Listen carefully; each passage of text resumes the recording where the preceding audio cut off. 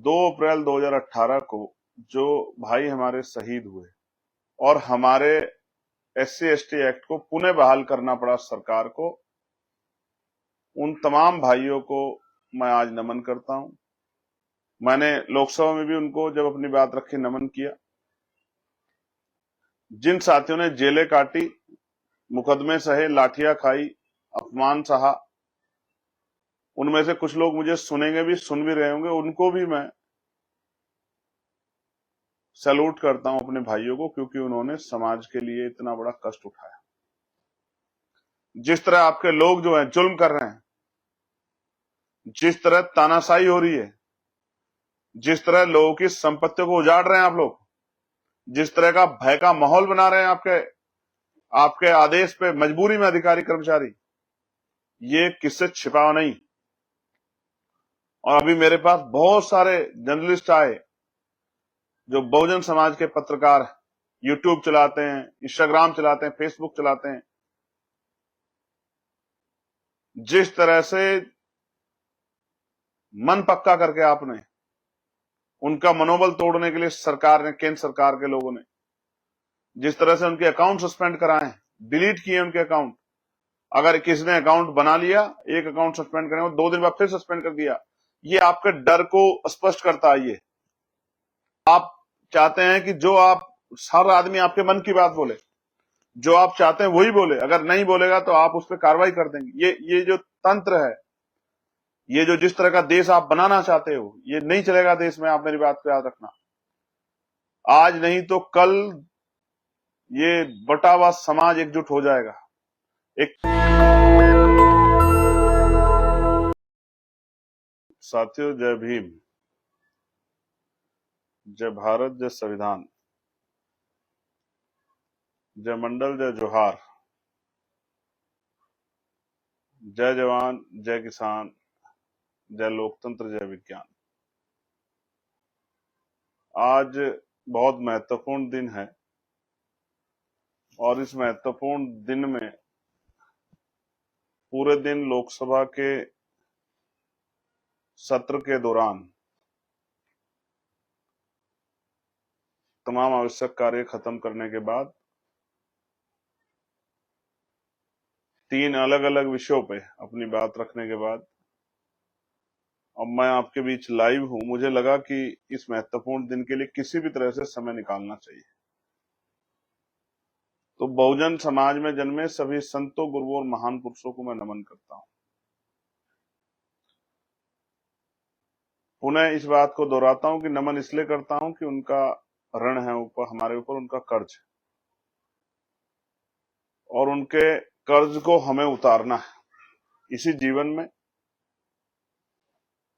कर्ज उतारने के लिए हमें उनकी पूजा नहीं करनी है, उनके आगे मात्र दिए बत्ती नहीं करने हैं, माथा नहीं टेकना है, मात्र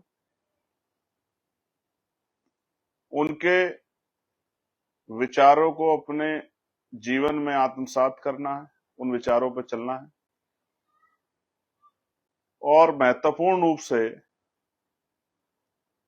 उनका जो सपने थे, उनके अनुयायी होने के नाते उन सपनों को पूरा करने के लिए संघर्ष करना है। यही उनको हमारी सच्ची आदरांजलि है। तो प्यारे साथियों 3-4 विषय हैं। सबसे पहले मैं आज महापुरुषों के बाद 2 अप्रैल 2018 को जो भाई हमारे शहीद हुए, कुछ लोग उनकी मजाक उड़ा सकते हैं कि भाई वो नौजवान लोग थे, सड़कों पे आ गए,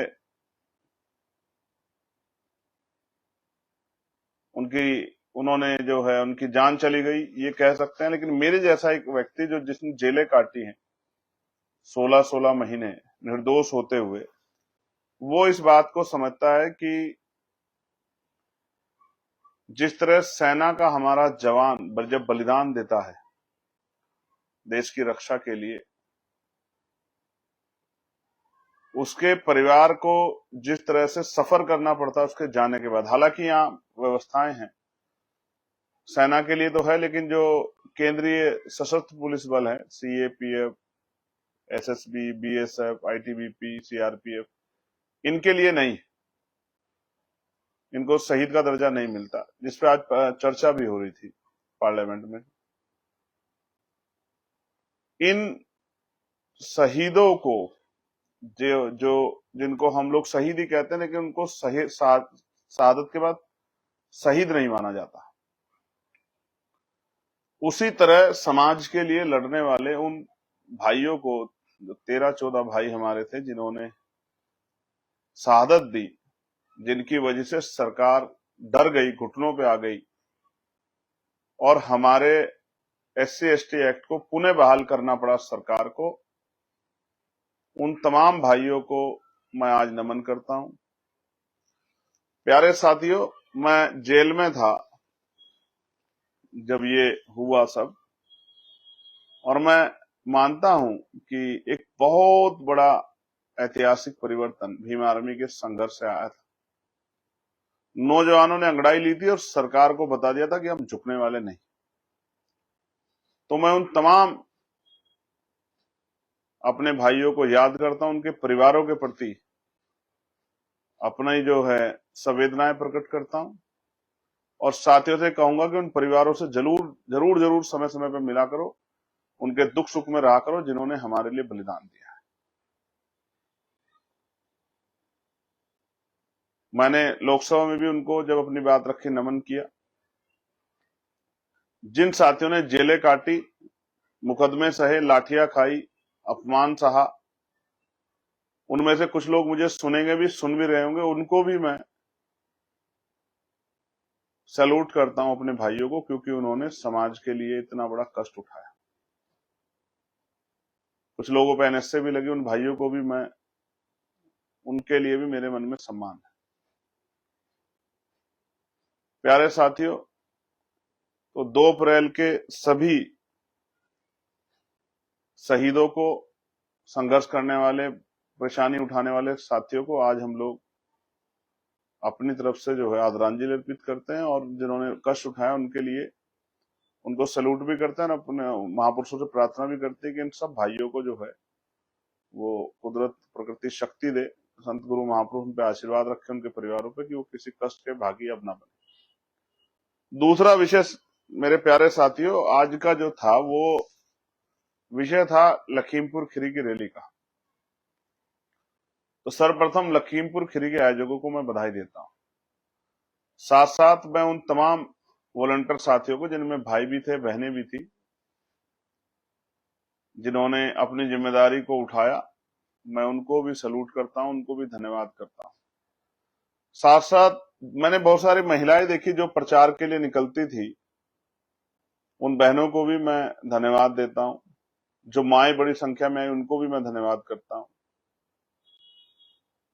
और मैं उन तमाम युवा साथियों को भी धन्यवाद करता हूं, जिन्होंने गली गली जाके प्रचार किया, अपनी मेहनत से बैनर पोस्टर लगाए, सहयोग किया और उस कार्यक्रम को सफल बनाया। उन तमाम साथियों को मैंने देखा है। कोई मेरा दिव्यांग भाई जो है, उससे रिक्शा से जो है काम कर रहा था, कुछ मेरे साथी गली गली में घूम रहे थे, घर घर जाकर प्रचार कर रहे थे, कुछ बहनें थी, कुछ ऐसे नौजवान थे जो मत तय करके बैठे थे कि मैं इस कार्यक्रम सफल बना। उन हर एक भाई को जिनसे मैं मिल नहीं पाया, उन सबको मैं दिल से इस प्यार के लिए धन्यवाद करता हूं। बड़ी अच्छी रैली कराई आपने, और बताया कि आप लोग कमजोर नहीं है, और आपकी शक्ति किस तरह आपने मेहनत की उससे बढ़ रही है।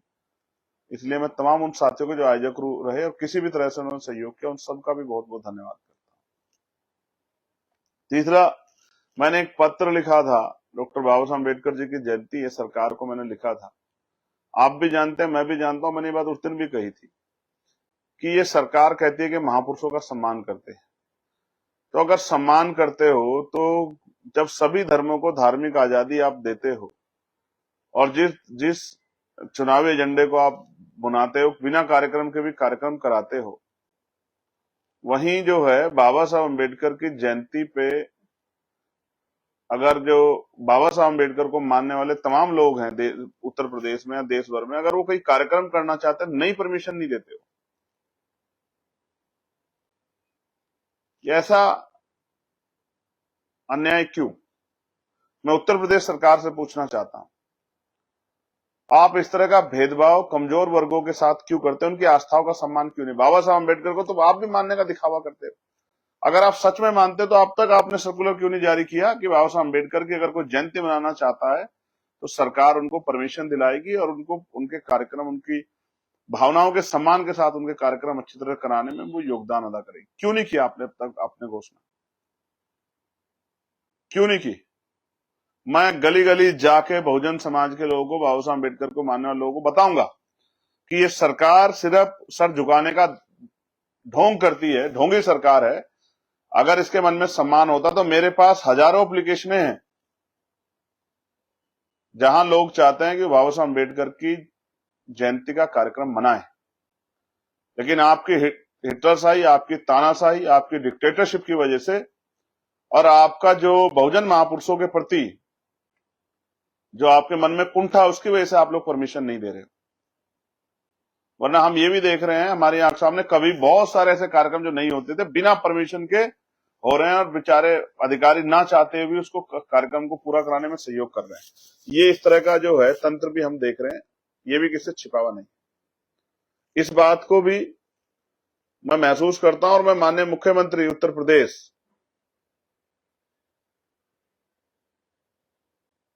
उनसे उम्मीद करता हूं कि अगर वास्तविकता में वो जो कहते हैं अगर उसमें इंच भर भी सच्चाई है तो वो सर्कुलर जारी करें, उनकी कैबिनेट चीफ सेक्रेटरी सर्कुलर जारी करें कि वो इस बार सहयोग करेंगे, सम्मान करेंगे और जो भी बनाना चाहता है वो परमिशन मांगा तो हम लोग परमिशन देंगे, पर्याप्त व्यवस्था करेंगे और जहां जहां बाबा साहब अम्बेडकर की स्टैचू लगी उन सबको, स्टैचुओं को संरक्षित करेंगे और उन अधिकारियों से भी कहेंगे कि उन सारी स्टैचुओं पे सम्मान के कार्यक्रम रखे जाएं। क्या डॉक्टर बाबा साहब अम्बेडकर को मानने वाले लोगों के भावनाओं का सम्मान नहीं होना चाहिए प्रदेश में? देख रहा है प्रदेश कि किस तरह जो जमीनें दी गई थी गरीबों को, जमीनें छीन ली आपकी सरकार ने। जितने पट्टे मिले थे पुरानी सरकारों में, सारे पट्टे आपने दलितों पे, पिछड़ों पे, अति पिछड़ों पे, मुसलमानों पे जो पट्टे थे वो सारे छीन लिए आपकी सरकार ने। भूमाफिया आपकी सरकार में जो है वो गरीबों की जमीन पे कब्जा कर रहे हैं और अधिकारी मजबूर हैं। कोई अधिकारी करना भी चाहे तो सरकार में बैठे लोग वो किस तरह से अन्याय कर रहे हैं गरीबों के साथ। देखना हो बिजनौर में जाके देखिए किस तरह का अन्याय हो रहा है। हमने की अधिकारियों से बात, मैं बताना चाहता हूं आपको, और कोई अन्याय नहीं बर्दाश्त करेंगे। मैं ये भी बताना चाहता हूं, बिजनौर हो या पूरा प्रदेश, कहीं अन्याय बर्दाश्त नहीं करेंगे। जिस तरह सरकार के लोग अन्याय करना चाह रहे हैं, मैंने अधिकारियों से कहा है अगर सरकार के लोग अन्याय करेंगे तो हम अपने लोगों की ढाल बन के सरकार का सामना करेंगे। ये बात मैं बताना चाहता हूं। मैं यहां हूं इसका मतलब ये नहीं कि मेरी नजर नहीं है क्या हो रहा है, किस तरह का जुल्म जो है आप जाति धर्म के आधार पर कर रहे हैं। सिर्फ कोई टिकट लेने के लिए, कोई जो है खुश करने के लिए सरकार को, ये जुल्म जाति दिन नहीं चलेगी। याद रखिए, इतिहास गवाह है इस देश का कि जब जब अंगड़ाई ली गई है, नौजवानों ने अंगड़ाई ली है तो बड़े बड़े निजाम पलट गए। आपकी इस अहंकारी सत्ता का भी, आपकी इस दमनकारी सत्ता का भी इंतजाम 2027 में करेंगे आजाद समाज पार्टी भीम आर्मी के लोग। याद रखना मुख्यमंत्री, जिस तरह आपके लोग जो है जुल्म कर रहे हैं, जिस तरह तानाशाही हो रही है, जिस तरह लोगों की संपत्तियों को उजाड़ रहे हैं आप लोग, जिस तरह का भय का माहौल बना रहे हैं आपके आदेश पे मजबूरी में अधिकारी कर्मचारी, ये किससे छिपावा नहीं। और अभी मेरे पास बहुत सारे जर्नलिस्ट आए जो बहुजन समाज के पत्रकार, यूट्यूब चलाते हैं, इंस्टाग्राम चलाते हैं, फेसबुक चलाते हैं। जिस तरह से मन पक्का करके आपने उनका मनोबल तोड़ने के लिए सरकार ने, केंद्र सरकार के लोगों ने जिस तरह से उनके अकाउंट सस्पेंड कराए, डिलीट किए उनके अकाउंट। अगर किसी ने अकाउंट बना लिया, एक अकाउंट सस्पेंड करें, 2 दिन बाद फिर सस्पेंड कर दिया, ये आपके डर को स्पष्ट करता है। ये जिस तरह आपने नेशनल जनमत, पॉलिटिक्स, जिस्ट और तमाम न्यूज दिग्गी, छोटे छोटे बच्चों के जो यूट्यूब थे, ये जो इंस्टाग्राम के चैनल थे, फेसबुक के चैनल, आपने उड़ा दिए। आप चाहते हैं कि जो आप, हर आदमी आपके मन की बात बोले, जो आप चाहते हैं वही बोले, अगर नहीं बोलेगा तो आप उस पर कार्रवाई कर देंगे। ये जो तंत्र है, ये जो जिस तरह का देश आप बनाना चाहते हो, ये नहीं चलेगा देश में। आप मेरी बात को याद रखना, आज नहीं तो कल ये बटा हुआ समाज एकजुट हो जाएगा। एक कहानी है, मैं बार बार सुनाता हूं कि एक बार जंगल में आग लगी और जो एक दूसरे से दुर्विरोध रखता था उसको भी लगा कि आज समय लड़ने का नहीं, वो भी एकजुट होकर खड़ा हो गया। सांप नेवला एक ही ऊंचे से स्थान पे जाकर बैठ गए, बिल्ली चूहा एक ही जैसे ऊपर, एक ऐसे स्थान पे जहां ऊपर, शेर बकरी एक ऐसे स्थान पे जाकर बैठ गए जहां वो अपनी जीवन रक्षा कर सके। जिस दिन ये बात देश के नौजवानों को समझ आई, देश के पढ़े लिखे लोगों को समझ आई, अधिकारी कर्मचारियों को समझ आई, बहनों को समझ आई, तो आप देखना ये सत्ता आपकी उखाड़ के फेंक देंगे। मेरी बात को आप याद रखना। ये जो अघोषित इमरजेंसी आप चला के सोचना चाहते हैं कि ये अन्याय चलता रहेगा, ये चलेगा नहीं। मैं बहुत जिम्मेदारी से आप सबको, पहले तो मैं 2 अप्रैल के शहीदों को पुनः नमन करूंगा, जिन्होंने कष्ट सहे। उन भाइयों को, उनके प्रति जो है मेरी संवेदनाएं हैं, मेरा प्यार है। जो मुझसे छोटे हैं उनके लिए आशीर्वाद है। और जिन्होंने लखीमपुर की रैली कामयाब बनाई, उन तमाम भाई बहनों को, बड़े बुजुर्गों को, नौजवान साथियों को, इतनी गर्मी में जहां बैठा नहीं जा रहा था, पसीना छूट रहा था, उस इतनी गर्मी में जिस तरह आप डट के खड़े रहे, आपने आशीर्वाद दिया, मैं आपको बधाई देता हूं, मैं आपकी हिम्मत की दाद देता हूं, मैं आपके प्यार की, और ये आपका प्यार ही है जो इतनी हिम्मत देता है। और मैंने आपको कहा कि एक और बड़ी समस्या यह है कि नींद नहीं आती। उसका कारण यह है कि रात को 3-4 महापुरुष आते हैं मेरे सपनों में, 5 महापुरुष आके मुझसे कहते हैं जब भी मेरी आंख लगती है, क्यों सो रहे हो? क्या हमारा अधूरे सपने पूरे हो गए? क्या हमारे विचार घर घर तक पहुंच गए हैं? क्या लोग जागरूक होकर एकजुट हो गए? आप कैसे सोच सकते हैं? आपके कंधों पर जिम्मेदारी। वो कहते हैं हमने अपने बच्चे कुर्बान कर दिए, हमने अपना जीवन कुर्बान कर दिया, हमने अपनी खुशियां कुर्बान कर दी, हमने अपने जीवन को दांव पर लगा दिया, लेकिन हमारा काम जो है, जो हम चाहते थे कि भाई मानव मानव एक समान हो, कमजोर वर्गों को बराबर के अधिकार मिले, वो सब पेंडिंग है। तो आप हमारा आंदोलन चला रहे हो, आप क्यों सो रहे? इस वजह से मैं जाग जाता हूं। मैं आपको भी कहना चाहता हूं, नौजवान पढ़ो, खूब ज्ञान हासिल करो, खूब मेहनत करके गरीबों की राजनीति खड़ी करो, और उत्तर प्रदेश में इस बार एक नए युग का आरंभ करो, एक नई शक्ति के साथ, लक्ष्य आधारित, बढ़े हुए मनोबल के साथ उतर जाओ मैदानों में। ये अमीरों का राज नहीं है जो चलेगा हमेशा, ये ताकतवर लोगों का, पैसे के आधार पर सत्ता बनाने का राज नहीं चलेगा। अगर एक बार आप कमर कस लोगे, मैं फिर कह रहा हूं आपको, अब बराबर नेपाल से आप बोलो, मैं हिंसा से का समर्थक नहीं हूं। हम तो फूले साहू पेरियार अंबेडकर को मानने वाले लोग हैं,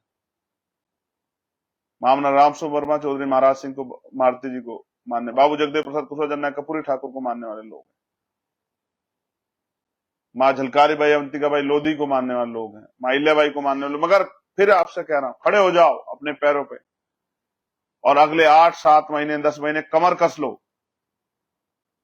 अधिकार मांगने से नहीं मिलते, अधिकार छीनने पड़ते हैं। हिम्मत जुटाओ, लड़ो, संवैधानिक तरीके से लोगों को जाकर जागरूक करो, एकजुट बना के अपनी ताकत बनाना, और बता दो सारे अमीरों को लाइन लगा के, वो किसी पार्टी के हों, किसी दल के हों, किसी क्षेत्र को, सबको बता दो कि अब गरीब, जो सपना था बाबा साहब अम्बेडकर का कि लोकतांत्रिक शक्ति गरीबों के हाथ में जाए, किसानों के हाथ में जाए, नौजवानों के हाथ में जाए, वंचितों के हाथ में जाए, जिन अपने अधिकारों के लिए परेशान है, लड़ रहे हैं और कोई पूछने वाला है, उनके हाथ में जाए। उन तमाम साथियों को मेरी अपील है जो जहां भी मुझे सुन रहा है, पूरे उत्तर प्रदेश, देश भर में, मैं उनको कहना चाहता हूं कि मजबूती से मैदान में आ जाओ, और मत किसी जाति के आधार पर बात मत करो, धर्म को किसी को बुरा मत कहो, किसी भी धर्म के इष्टों को, भगवानों को कोई ऐसा शब्द मत कहो कि अगर गलती से भी, क्योंकि आप कहते भी नहीं, लेकिन गलती से भी आपने कह दिया तो आपके खिलाफ इस तरह का दुष्प्रचार किया जाएगा, जो लोग आपसे डरते हैं। तो पूरे कमर कस लो, नियम मान लो कि हम इस तरह कोई काम ना करते हुए और पढ़ेंगे और राजनीतिक सत्ता बनाने के लिए जो है संघर्ष करें। घर घर जाकर लोग जागरूक करें। जितनी बातें मैं कहता हूं मंचों से, जो मैं योजनाओं की जिक्र करता हूं, पॉलिसियों का जिक्र, वही जाके बता दो, मैं आपको लिख के देता हूं। आज हर कमजोर का की निगाह आजाद समाज पार्टी की तरफ है, आपकी तरफ है, आपके नीले पटके की तरफ। उनको उम्मीद है दलितों को, उत्तर प्रदेश पिछड़ों को, आदिवासियों को, अति पिछड़ों को, मुसलमानों को, बुद्धिस्टों को, ईसाइयों को आपसे उम्मीद है। वो उम्मीद करे बैठे कि भीम आर्मी आजाद समाज पार्टी को हमारी लड़ाई लड़ेंगे। पुनः मैं आपका धन्यवाद करता हूं और मैं आपसे आग्रह करता हूं, कमर कस लो। ये साल इस बार खाली नहीं जाएगा। इस साल हम जो लोग जो हैं किसी भी कीमत पर चैन से नहीं बैठेंगे। और जब नया साल आएगा, अगली बार जब आएगी बाबा साहब अम्बेडकर की जयंती 14 अप्रैल में, आपको लिख के देता हूं, आपके मसीहा की जयंती जब आएगी तो धूमधाम से मनाना। इतनी ताकत इस बार बना लो कि अगली बार परमिशन के लिए किसी दफ्तर के बाहर ना खड़ा होना पड़े। दिखा दो, अपने आप को साबित कर दो। मैं गारंटी देता हूं, परमिशन के लिए किसी के दफ्तर के बाहर नहीं जाना पड़ेगा। परमिशन मिलेगी जहां एप्लीकेशन होगी। और सम्मान से महापुरुषों की जयंती का कार्यक्रम भी, पर्व भी बनेगा। और उनके जो सपने हैं कि हर व्यक्ति को स्वाभिमान सम्मान का जीवन मिले, महिलाओं को रोजगार मिले, घर पे बेटियों को पढ़ने की आजादी मिले, बेटों को बहुत कम पैसे में अच्छी शिक्षा मिले, रोजगार मिले, जुर्म जातीय अत्याचार बंद हो, आशा आंगनबाड़ी बहनें, भोजन माता, पंचायत सहायक, रोजगार सेवक, पीआरडी के जवान, होमगार्ड भाई, पुलिस के भाई बहन, तमाम सब लोगों को उनके हक अधिकार मिले, उनका उचित मान्यता मिले, उनकी वेतन में वृद्धि हो, उनके जो है परेशानियों का हल हो, पुरानी पेंशन लागू हो, प्रमोशन में रिजर्वेशन SC/ST OBC कर्मचारियों को मिले। इन सब का ध्यान रखते हुए इन सब सपनों को पूरा करने के लिए संघर्ष करो। अगले 1 साल कमर कस लो। 1 साल बचा नहीं, 10 महीने संघर्ष कर लो। अगले 5 साल अखबार के किसी पेज पे नहीं छपेगा कि आपके साथ जुर्म जातीय अत्याचार होगा। ये मैं आपको लिख के देता हूं। और आपको नौकरी, पढ़े लिखे नौजवानों को रोजगार के लिए किसी के घर दफ्तर के बाहर हाथ नहीं फैलाना पड़ेगा। और BTech, MTech, MBA करके जो बच्चे जो है मजदूरी कर रहे हैं, मजबूरी में, जिसकी जैसी शिक्षा, उसी आधार पर उसको रोजगार दिलाने में हम लोग मदद करेंगे। बैकलॉग भरेंगे, अवसर देंगे, सफाई कर्मचारी की नौकरी पक्की करेंगे, संविदा ठेकेदारी पे जो नौकरियां संविदा पे इस समय उनको पक्का करेंगे और पक्की नौकरी देंगे। सम्मान का जो है, सम्मान के साथ जो है आगे बढ़ने के अवसर देंगे। और जो पेंशनें चल रही हैं, उन पेंशनों में गरिमाई वृद्धि करेंगे। ये भी मैं आपको विश्वास दिलाता हूं। मैं आपका भाई एडवोकेट चंद्रशेखर आजाद। जय भीम, जय भारत। नेशनल दस्तक की आपसे गुजारिश है कि अगर इसको बचाना चाहते हैं तो नेशनल दस्तक को सब्सक्राइब करने के लिए रेड कलर के सब्सक्राइब बटन को दबाएं, फिर बेल आइकन की घंटी दबाएं। नेशनल दस्तक को बचाने के लिए बहुत जरूरी है कि हर खबर को शेयर करें, लाइक करें, कमेंट जरूर करें।